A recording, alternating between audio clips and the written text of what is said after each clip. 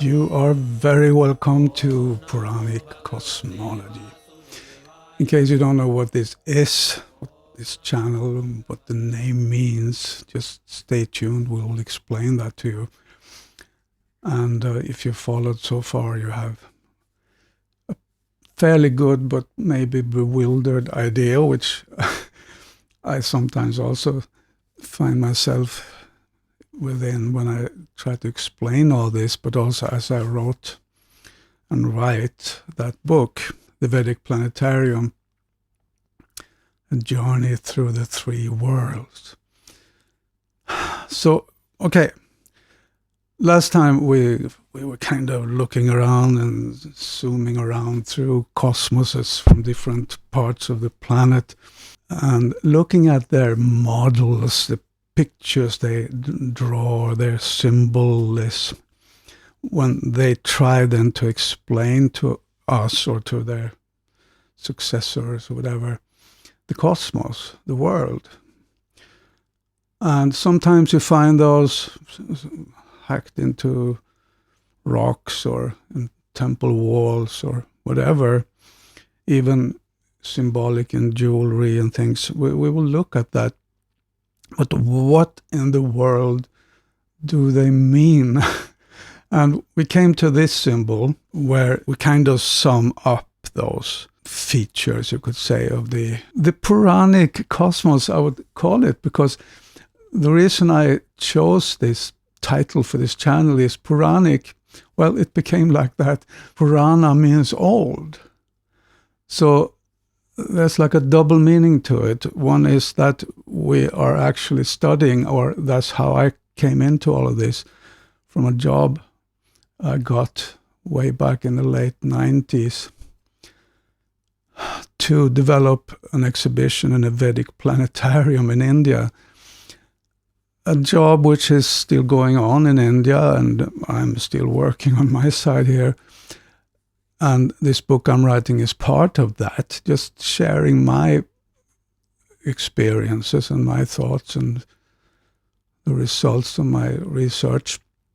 So yes, that cosmology which that exhibition is to be about is exactly of that, the Puranic cosmology, meaning the understanding of the universe, the cosmos, or rather I would say the world view, the entire existence, especially than the one we find ourselves in now, as it is described in the Srimad Bhagavatam, for instance, the Bhagavat Purana, which is is the main of Purana, which was then translated and commented upon by Srila Bhaktivedanta Swami Prabhupada, who then is the one that gave the vision for this cosmology exhibition, the planetarium that is to be built there. So yeah, little history. But it means that the word Puranic can refer to something there in India based on Indian culture, but also in general that which is old. So what I'm talking about here is really the cosmos, the existence, the world as it looked like, and as people lived in it and saw it, perceived it, before materialism came, where we were all of a sudden told that it's just a physical space here with physical matter, and that's all there is, and there's nothing beyond it, that's science, and just believe us. Which is a worldview that, of course, becomes very materialistic, but also that, I say, and many with me, has proven not to work. It just breeds selfishness and impersonalism and a mechanistic worldview, which is not very pleasant to live in, and a very nihilistic worldview, actually. So what we're talking about here are big things, actually. And that's also, I would say, why Srila Bhaktivedanta Swami and his godbrother Sridhar Swami, they had this vision. They wanted to make a planetarium there in India on the countryside, a Vedic planetarium right there among the rice fields. Why? Because they had a vision, really, that it's all about that. This is really fundamentally where our civilization stands, on that worldview, that cosmology of what is all this? Who am I? What are we going to do here? And because that idea is what we build cultures and civilizations upon.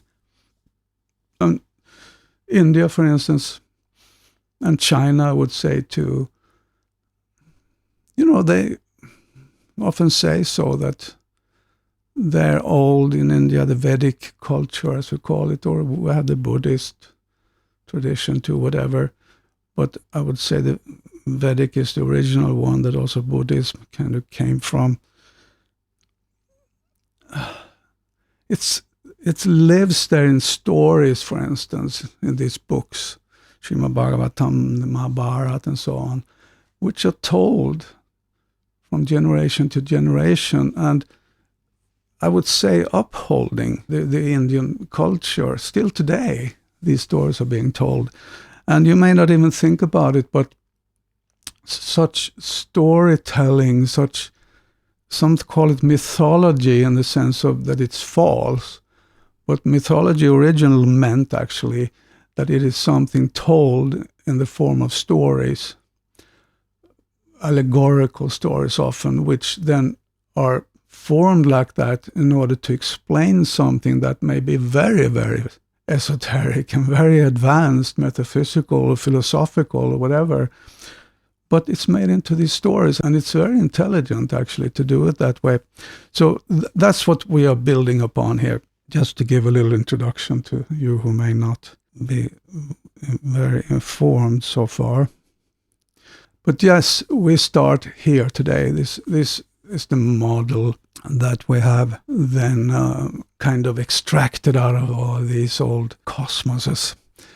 And I told you the little story when I visited that Sami lady in the Goti Kota here in Skansen, actually, but a real Sami lady, the original people or old people from north, indigenous people or whatever you want to call them. And she then showed me this Sami drum, which shows the three worlds. This is from a book written by some Sami scholar here in Sweden about the Sami cosmology. So this is a Sami drum, South Sami drum. And there you got the, number one there is the entrance, Uvsut. The entrance to the other world, or the worlds, to shamanic awareness. It is the opening that one enters when using the drum. And then we have what is called the Malmi Cholda or something, meaning the world pillar, which can also be seen as a tree rooted in the netherworld and the top attracted to the pole star, which is number 5 there. And it goes from the netherworld on 7 there, which is interesting. The roots there you can see, but there is a beaver down there, Majit, which you find there in India also, that down there you have some tortoise or something like some kind of animal which is amphibious. You can go on land or in water. It's kind of interesting. So yeah, number 4 up there, Almisarva, the heavenly elk or reindeer, which is a star constellation. But there are 3 worlds, and this number 1 there in the middle, it refers to that you can enter other worlds. You can enter that heaven, the world up there, and you can enter the world below there, which exists not in this physical space, but in a parallel space, so to speak. Now, if we go to this dwelling of the Sami people, you actually find, but these buildings, you have the central axis, which is the center of this, and then you have this roundness, and you have this smoke hole up here, where the smoke goes up, and in the middle there's a fire burning. And when I came there, met this Sami lady, she was sitting in exactly this one, and in the middle there was the fire, and she cooked coffee on there, and we were talking, and she explained that there are 3 worlds. And I read then that these old dwellings or buildings, huts, they represent the cosmos. And they sometimes say that my cosmos is here. And some even say that wherever I go is the cosmos. So the central axis here, the roundness, the top part here represents the heaven, and down here is the earth level. So you got a whole set of symbolism in the very construction of these, which it somehow resembles what you find there in that drum. Now, I had become already a bit acquainted with the Mongolian dwellings, these gers or yurts, sometimes you call them when it gets more close to Turkey. When we were in Beijing, there is a very nice, if you know what Skansen is in Sweden, there is something like that in Beijing. There is a whole huge area where you can go and you can visit places where each ethnic group in China has an area where they have their traditional buildings, and there are people there from that ethnic group showing, traditionally dressed. And then I met one guy from a part of the Mongolia, and he said the same, that their dwellings they are actually representing the cosmos. And I found on the web, again, this is something that would be an interesting topic for further research, and I put a link down here to this. So one symbolism that you find in these dwellings is that of the 4 directions. As it is said, is fundamental to the Mongolian view of the world. Same in India and all over. And as he writes here, a few Mongolian friends have told me that if they are not aware of their orientation to the 4 directions at all times, they feel ill at ease. The names of the 4 directions correspond to the words for front, back, left, and right. My understanding of the significance of the directions, and we will look when we go through here different cultures like that, we will find that just the same principle, directions, very important, and often east is the main direction. Now here we often have north as the main direction that we look at first, and then the others from there. But often in the older cultures, no, east. And that's the main direction. Yeah, here it says, until about 600 to 700 years ago, the front orientation of the Mongols' world was to the east. But for some unknown reason, it shifted to the south, where it remains today. Many Siberian tribes still orient their dwellings to face the east. And if you study all this, you can find that, for instance, the Sami people up here north of Sweden, they are belonging, as far as I understand, to a larger ethnic group or family that stretches all the way over to Siberia, and then Mongolia. So there are definitely connections there, as far as I understand, at least culturally.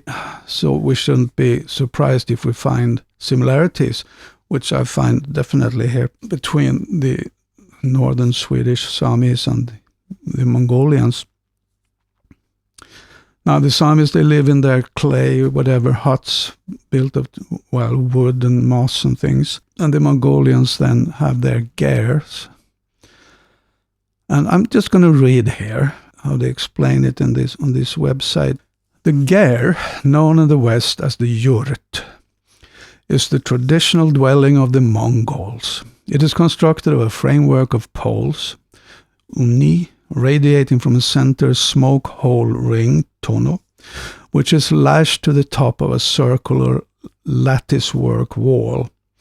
The structure is covered over with felt in Mongolia. In Buryatia and in some other areas, an 8-sided wooden ger is made of logs with wood laid over the roof instead of felt. it bears a very strong resemblance to the Hogan of the Navajo of the American Southwest. So yes, again, we find similarities also there with the northern and southern American people. Well, I'm trying here to give a more, global, general overview of these old cultures, these that they call indigenous people, who generally lived like that, in simple dwellings, tents or whatever, huts. And, you find them here, you find them in America, you find them in Asia, and so on. And then later on, big cities and such started to develop. And that we'll get to in our next program, I think. But anyway, why I'm talking about this, their tents and all of that, is because they do represent the cosmos. As it says here, the Ger is not only the center of the universe, but also a microcosm within it. In fact, it is a map of the universe at large, and the vault of the heavens is reflected in the arched shape of the interior of the Ger roof. Movement in the Ger is sunwise, that is in a clockwise direction. And I remember when I came to India, when you do something there called circumambulation in temples and so on, where you walk around, for instance, a deity, Murti, or around a temple or something that is to be honored, which is then at the center, right? So that in itself is symbolic. God is in the center. The holy is in the center. And you walk around that to respect that, and then you are aligning with the cosmos, so to speak, also. And I remember learning when I came to India that you always walk there in the sunwise direction, the clockwise direction, which we find then here as well. This same sunwise movement is also required in shamanic dances, worship, and ritual. The only exception is the movement of women between the door and their section of the Ger, which is easier to get by walking to the right upon entering the door, of course, obviously.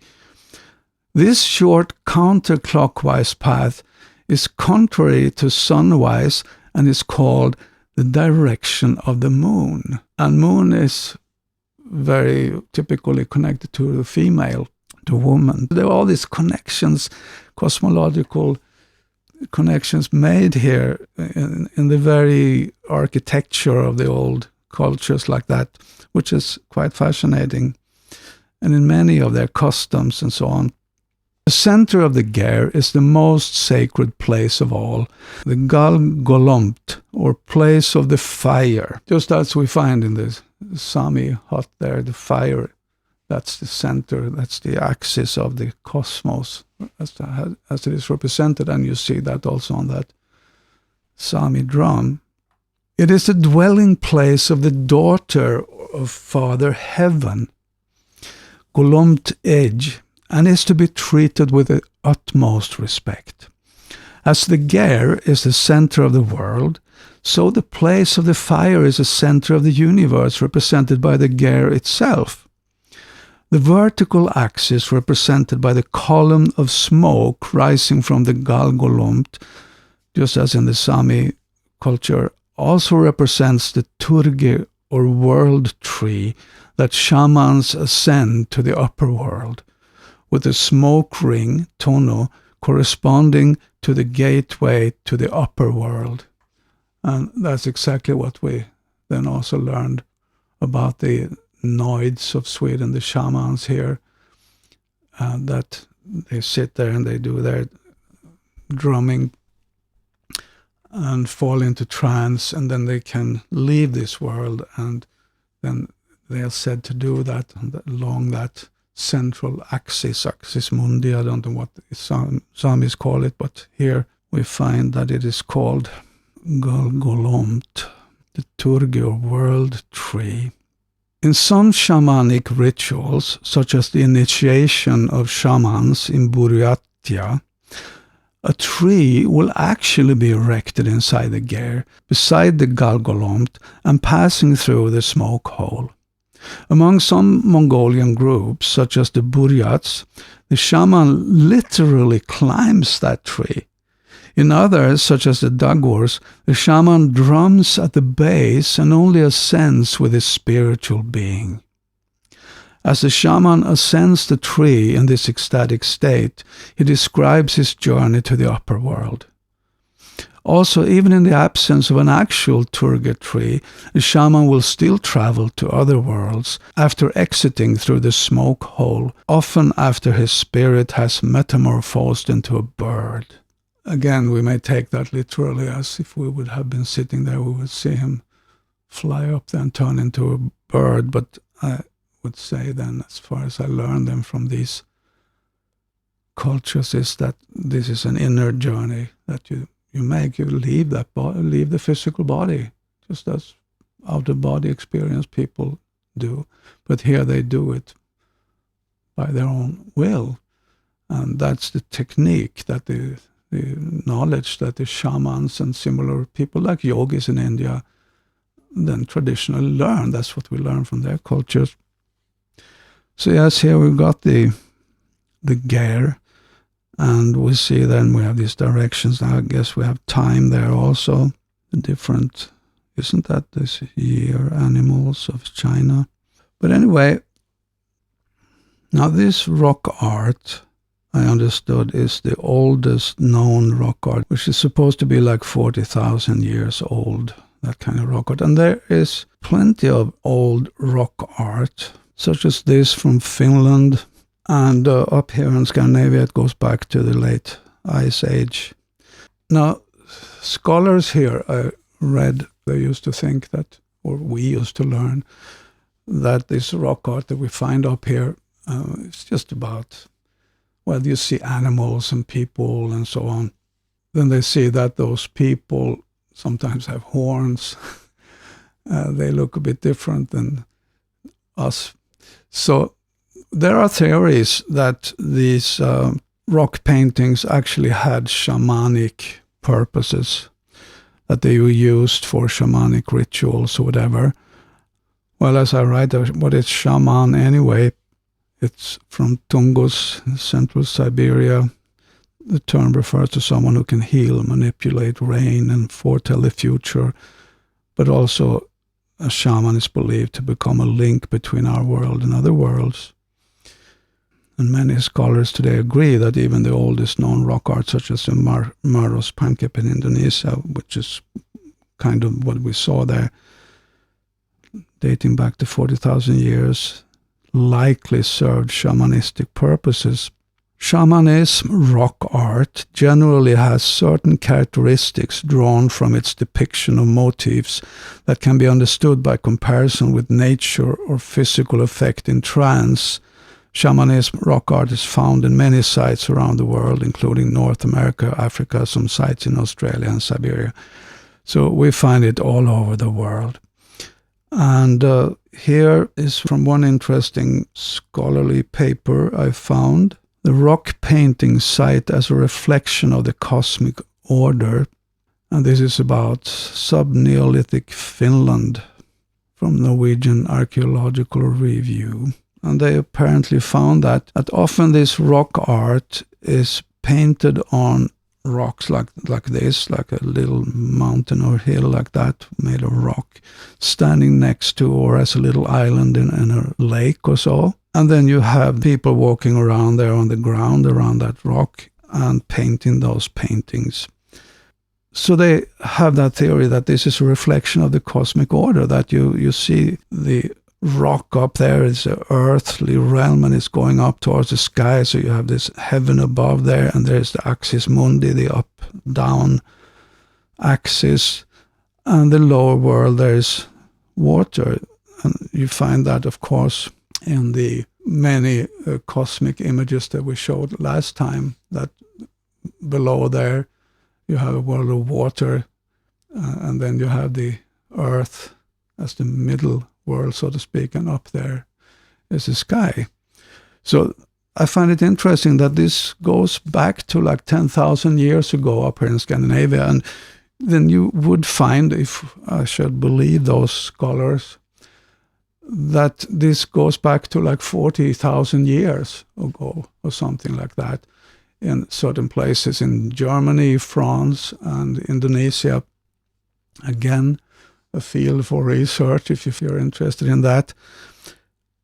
But that seems to be so, which is interesting in itself, because 40,000 years ago, that's when they say that the Neanderthal people lived. Now, was these drawings made by the Neanderthal people, which I learned were like half monkeys or something like that, primitive? Then, well, what do these actually show? These pictures, if we should understand them that way, they show that people back then, well, if they had shamanic practices and purposes and ways of thinking, then they had an understanding of there being several worlds, that there is an invisible world beyond this one, the one we call Bhuvarloka in India, and there are lower worlds, higher worlds, and that they, at least allegedly, as you hear from their cultures, had some people who were able to go inside,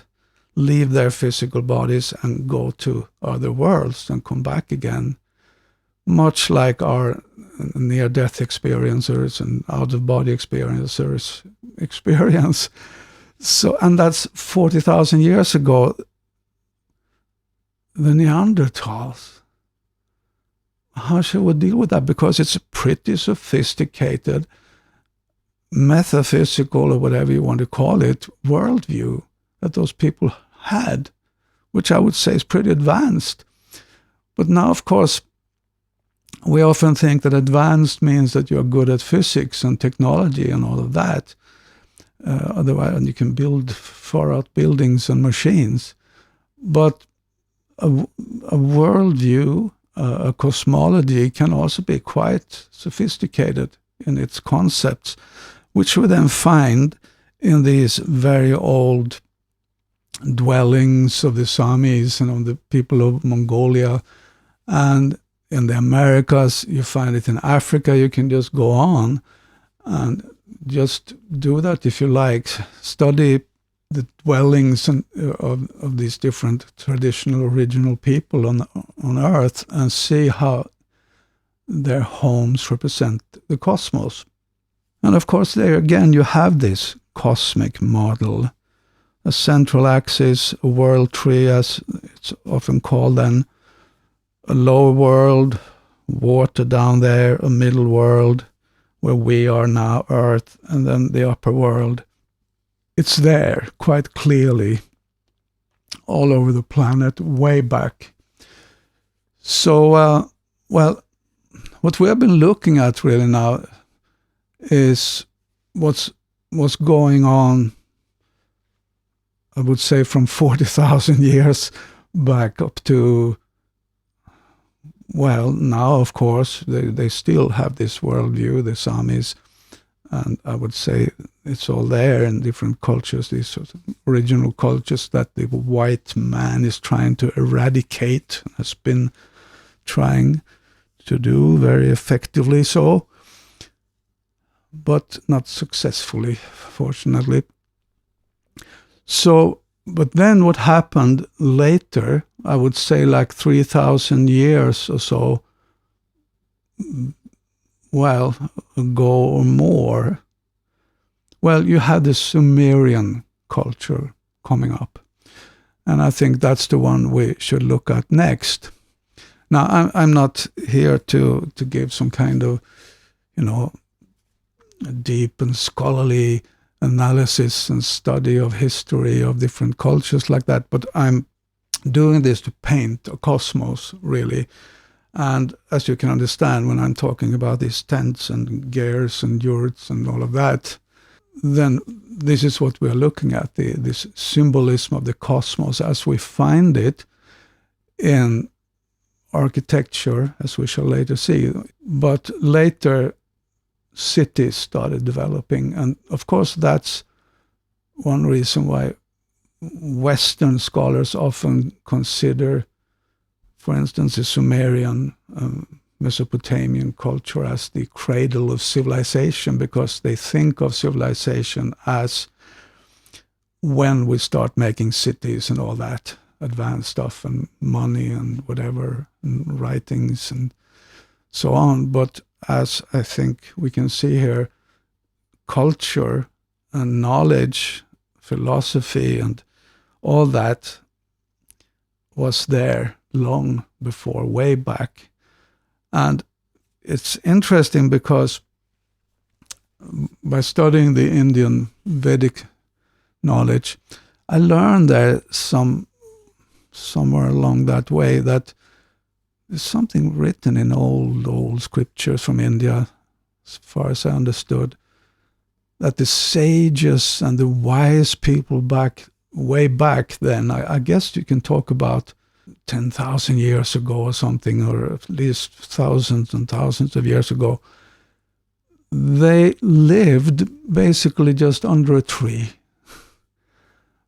which is what we're talking about here. You have a simple dwelling, live out in nature, but that they were very, very deeply spiritually developed, that was their knowledge, that was the wisdom of that time. And that, of course, you find that in Indian tradition, that a person who's actually enlightened is not interested in material things and all those forms out there. They just more like simplify and focus on the inside world, which is the real world. So then they said that something appeared later on called villages, and that these sages, they were like, no, terrible places, villages. So they just stayed out there outside the village. And then, of course, next step, cities. And the village people thought, oh, these terrible cities, which I guess they were right in. I mean, I'm from a small town. Even people in my hometown think these big cities are, if not terrible, then at least, well, not the greatest. So you find that written in their chronicles or whatever, that kind of understanding. So it's interesting. And I would say that we Westerners, again, being very influenced by this physicalism and this technology outside here, that science is when you understand the world outside here, then it explains why we kind of tend to not look beyond the Mesopotamian, Sumerian culture like that.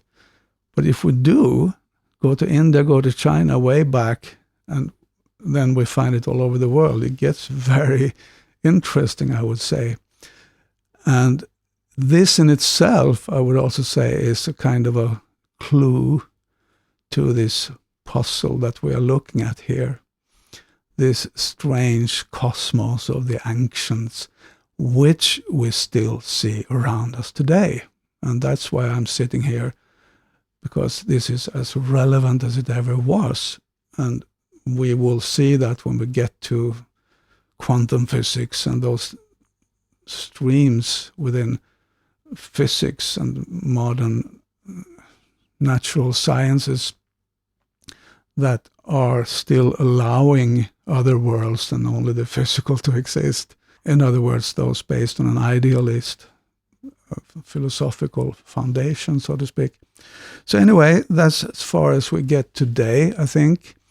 And follow me next time, subscribe and do all these things. Then you will help this channel to become more visible for others. Share it if you like it. And let's have a discussion if you like that. And next time we will, well, I think we will go to Mesopotamia. We will go and see the big cities, the big cradle of civilization, and see how the same principle is to be found there. Thank you very much, and well, bye-bye for now. Om Namo Bhagavate Vasudevaya.